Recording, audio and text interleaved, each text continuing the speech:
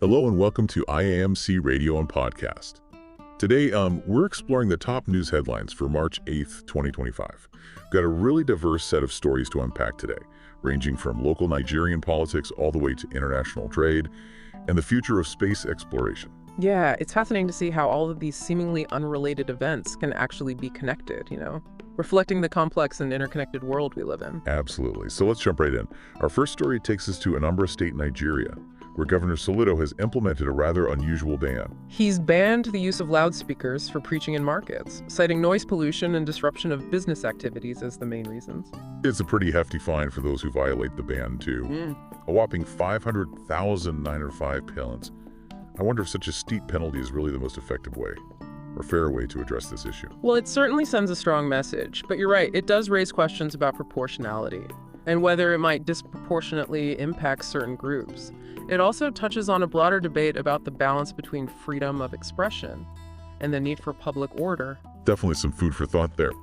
Now for our next story, we're shifting gears to the final frontier space. Unfortunately, it's not good news for Elon Musk and SpaceX. Their Starship spacecraft experienced another setback, exploding just minutes after launch from Texas. This marks the second failed launch for the program this year. It's a huge blow for Musk's ambition to send humans to Mars. You have to admire their persistence, though. I read that a SpaceX spokesperson during the live stream even joked that they're getting plenty of practice with explosions now. A bit of dark humor, perhaps. But it also underscores the inherent risks and challenges involved in pushing the boundaries of space exploration. It makes you wonder how these setbacks will impact the timeline for a crewed mission to Mars. Speaking of setbacks, let's turn our attention to the world of international trade, where President Trump's tariff policies continue to make headlines. He recently imposed some steep tariffs on goods from Canada and Mexico, but then surprisingly eased some of those levies due to significant pushback from the markets. It's been a bit of a roller coaster ride, and it highlights the complexities of global trade and the ripple effects that such policies can have on businesses and consumers. Absolutely. It also underlines the importance of diplomacy and the delicate balancing act involved in protecting national interests, while also maintaining good relations with trading partners. It's a tricky situation for sure. Now, closer to home, President Trump is apparently having to rein in another ambitious innovator, Elon Musk. Yes, it seems Musk's aggressive cost-cutting measures at the Department of Government Efficiency, or DOGE as it's known, haven't gone down too well with everyone. From what I've read, Musk has been firing people left and right and canceling contracts worth billions of dollars. While streamlining government operations might sound good in theory, it seems he might be ruffling some feathers with his approach. It's a classic clash between efficiency and effectiveness.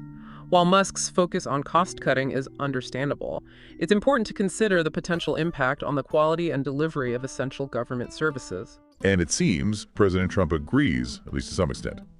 While he's all for reducing costs, he's also emphasized the importance of retaining good people within the government. It's a reminder that even in the pursuit of efficiency, we can't forget the human element.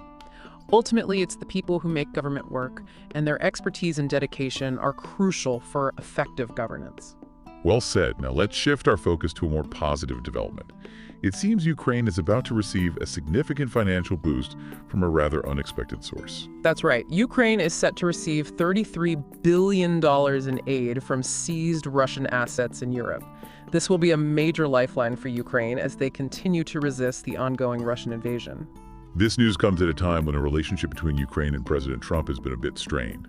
The U.S. has paused military aid and intelligence sharing, which has raised concerns about their commitment to supporting Ukraine. The situation in Ukraine is incredibly complex, and it highlights the delicate balance of power on the global stage. The decision to provide or withhold aid can have significant geopolitical consequences. For some insight into how this conflict might be resolved, let's consider the words of Sir Laurie Bristow, the former British ambassador to Russia. He offered an interesting perspective on Putin's willingness to agree to a ceasefire. Bristow believes that Putin would only agree to a ceasefire if it benefited him, more than continuing the conflict. Which makes sense from a strategic standpoint. It all comes down to leverage and how each side is trying to gain an advantage. Precisely, negotiations and diplomacy are rarely straightforward, especially when dealing with a conflict as complex as this one.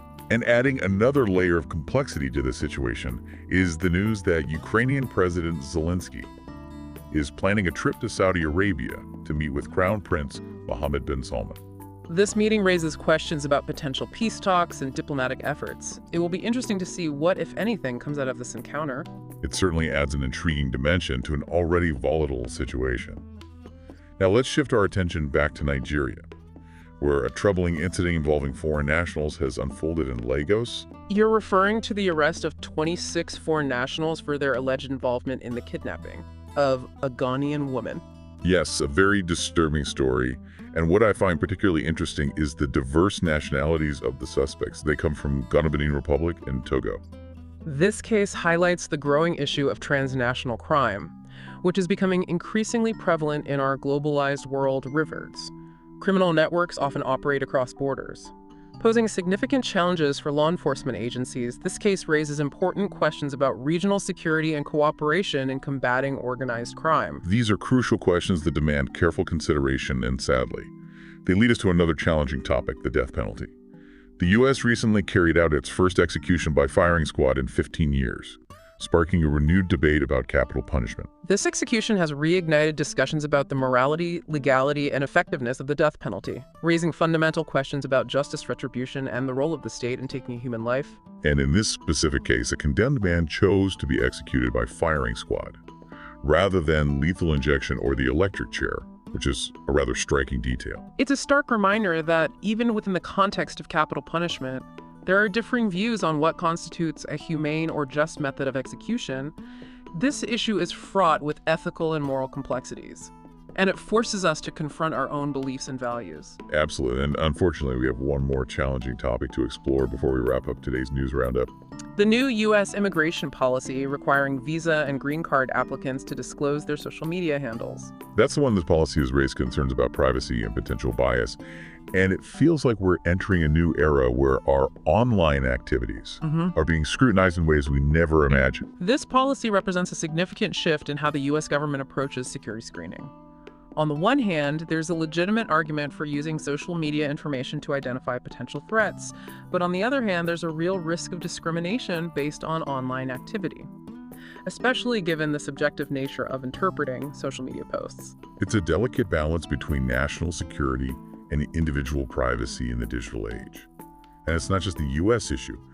Governments around the world are grappling with how to manage the increasing influence of social media on our lives. And as individuals, we need to be mindful of the potential consequences of our online activities and how our digital footprints can be used and interpreted. It's a new reality we all need to navigate carefully.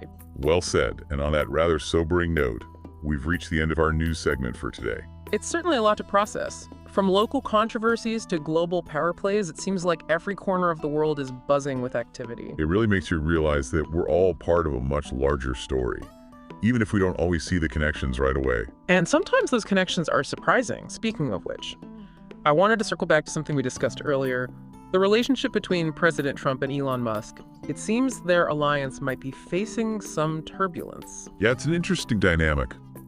On the surface, they seem to share a similar drive to innovation and disruption, but when it comes to governing, it seems their visions might not be completely aligned.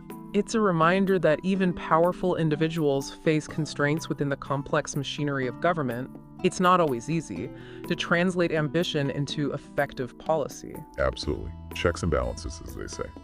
Well, for our next story, let's dive into a topic that's been casting a long shadow over global affairs: the ongoing conflict between Russia and Ukraine.